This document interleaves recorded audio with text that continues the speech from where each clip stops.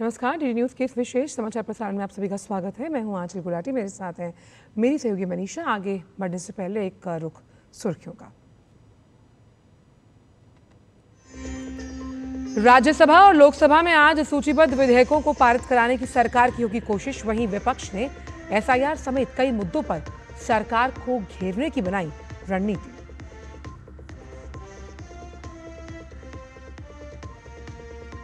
आज जारी होगी बिहार की ड्राफ्ट वोटर लिस्ट। 1 सितंबर तक दर्ज करा सकते हैं शिकायत। चुनाव आयोग नए मतदाताओं को जोड़ने का अभियान करेगा शुरू।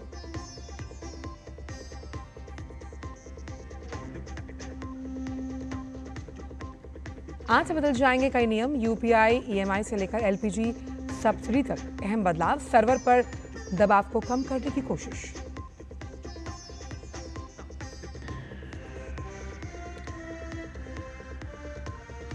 और ट्रंप ने कई देशों पर फिर लगाया टैरिफ। 10 से 41% तक रेसिप्रोकल टैरिफ लगाने वाले आदेश पर किए दस्तखत। कनाडा पर 25% से बढ़ाकर 35% किया गया टैरिफ।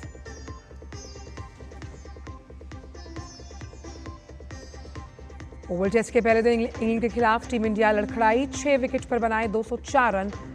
करुण और सुंदर क्रीज पर मौजूद।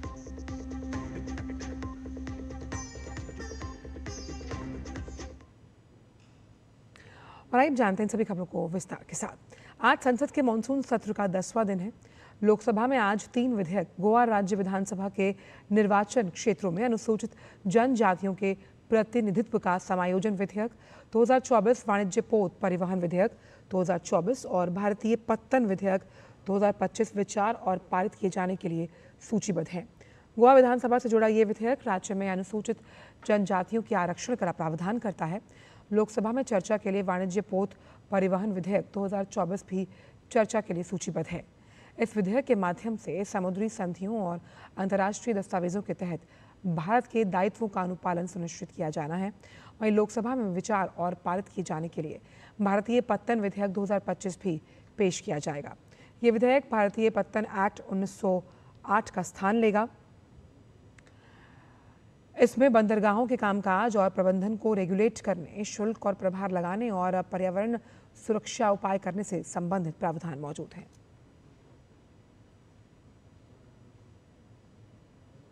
वहीं राज्यसभा में आज एक विधेयक, समुद्र द्वारा माल वहन विधेयक 2025 चर्चा के लिए सूचीबद्ध है। विधेयक भारतीय समुद्री माल परिवहन एक्ट 1925 का स्थान लेने का प्रयास करता है। एक्ट भारत के एक बंदरगाह से भारत के दूसरे बंदरगाह या दुनिया के किसी भी बंदरगाह तक माल की ढुलाई की जिम्मेदारियों, देनदारियों, अधिकार और छूट से संबंधित प्रावधान करता है। इसके साथ ही उच्च सदन में गृह मंत्रालय की ओर से मणिपुर में राष्ट्रपति शासन को 6 महीने के लिए बढ़ाने के साथ साथ एक वैधानिक प्रस्ताव पारित किए जाने के लिए पेश किया जाएगा। इसके साथ ही शुक्रवार का दिन निजी विधेयकों के लिए सुनिश्चित होता है और इस दौरान दोनों सदनों में सांसद विभिन्न संकल्प पेश करेंगे। अन्य अहम विधायी कार्यों के साथ साथ आज प्रश्नकाल के दौरान अलग अलग मंत्रालयों से अहम प्रश्न भी पूछे जाएंगे। निर्वाचन आयोग आज बिहार में वोटर लिस्ट रिवीजन के बाद उसका ड्राफ्ट जारी करेगा। बिहार में आगामी चुनाव से पहले के सभी योग्य मतदाताओं को सूची में शामिल करने के लिए चुनाव आयोग ने मतदाता सूची का गहन पुनरीक्षण शुरू किया। 25 जुलाई तक राज्य के लोगों ने इसके मद्देनजर फॉर्म भरे। ईआरओ और एरो की स्क्रूटनी के बाद आज इन फॉर्म्स की वास्तविक स्थिति का पता चलेगा। बूथ की पब्लिश्ड और डिजिटल कॉपीज सभी 12 राजनीतिक दलों को उपलब्ध करवाई जाएंगी। ये मसौदा मतदाता सूची सीईओ की वेबसाइट पर भी उपलब्ध होगा। इस ड्राफ्ट के प्रकाशन के साथ ही आज से दावे और आपत्ति की प्रक्रिया शुरू हो जाएगी। आज से 1 सितंबर 2025 तक मतदाता या राजनीतिक दल निर्धारित फॉर्म भरकर संबंधित ईआरओ के सामने दावे और आपत्तियां दर्ज करवा सकेंगे। एसआईआर के पहले चरण में 7 करोड़ 89 लाख मतदाताओं में से लगभग 7 करोड़ 24 लाख ने एन्यूमरेशन फॉर्म भरा, जो लगभग 92% भागीदारी को दर्शाता है। चुनाव आयोग ने कहा कि ईआरओ के किसी भी निर्णय से परेशान कोई भी मतदाता जिला मजिस्ट्रेट और उसके बाद मुख्य निर्वाचन अधिकारी के सामने अपील कर सकता है। निर्वाचन आयोग बिहार विधानसभा चुनाव के मद्देनजर आज से नए मतदाताओं के नाम जोड़ने का विशेष अभियान चलाएगा। इसके लिए 1 अक्टूबर 2025 तक 18 वर्ष की उम्र पूरी करने वाले लोग फॉर्म 6 भरकर नए मतदाता बन सकते हैं।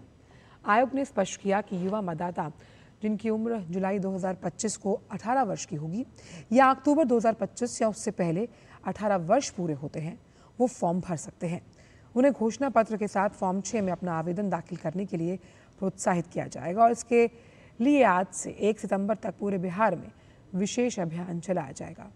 इस प्रक्रिया में भागीदारी बढ़ाने के लिए युवाओं को बार बार SMS भेजे गए। इस प्रक्रिया की शुरुआत से अब तक कुल 10 करोड़ SMS भेजे जा चुके हैं।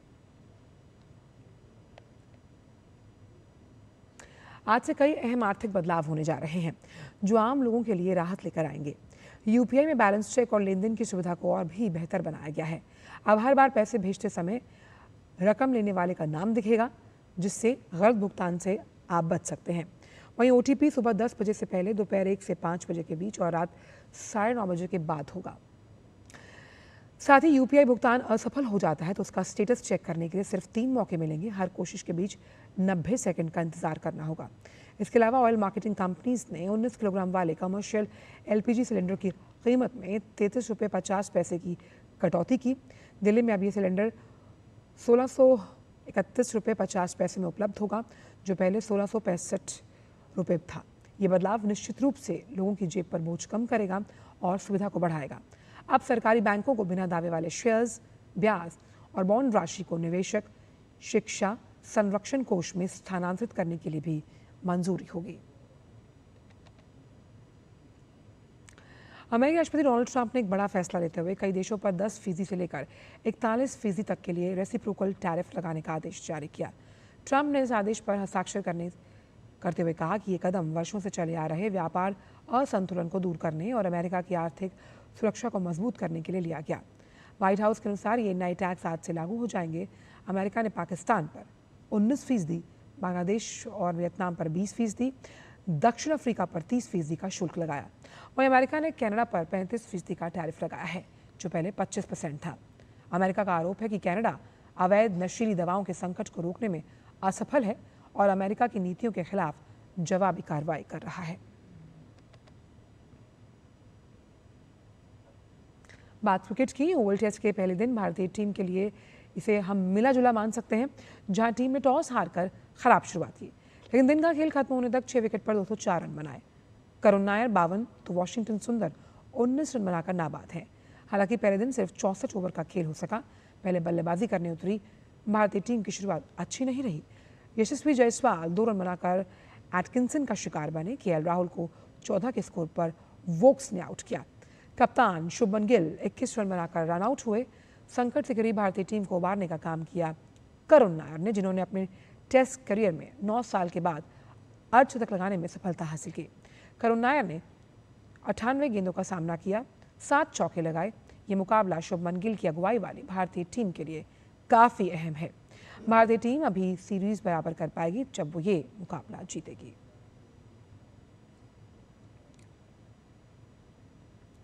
भारत के सात्विक साईराज और चिराग शेट्टी की जोड़ी ने मकाओ ओपन के पुरुष युगल क्वार्टर फाइनल में जगह बनाई।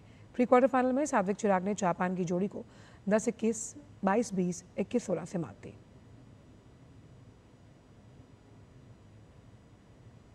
भारत के लक्ष्य सेन ने मकाओ ओपन के क्वार्टर फाइनल में जगह बना ली। प्री क्वार्टर फाइनल में लक्ष्य ने इंडोनेशिया के वारदोए को 21-14, 14-21, 21-17 से मात दी।